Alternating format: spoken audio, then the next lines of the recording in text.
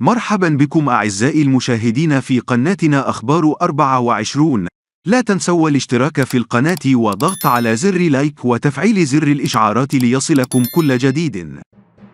ارتفعت حصيلة ضحايا فيضانات مدينة درنا شرقي ليبيا إلى 11300 قتيل، وفق ما أعلنت الأمم المتحدة السبت في تحديث للحصيلة نقلا عن الهلال الأحمر الليبي.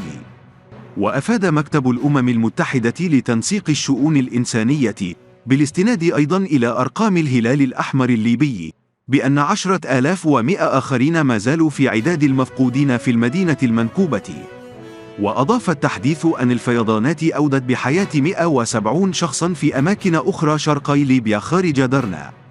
وأورد تقرير الأمم المتحدة: هذه الأرقام من المتوقع أن ترتفع، حيث تعمل أطقم البحث والإنقاذ بدأب للعثور على ناجين. وأضاف أنه بعد مرور نحو أسبوع على الإعصار دانيال الذي ضرب شمال شرق ليبيا، ما زال الوضع الإنساني قاتما، وخاصة في درنا. وذكر التقرير أن المدينة تعاني من مشكلة حادة فيما يتعلق بمياه الشرب، وقد أصيب 55 طفلا على الأقل بالتسمم لشربهم مياه ملوثة.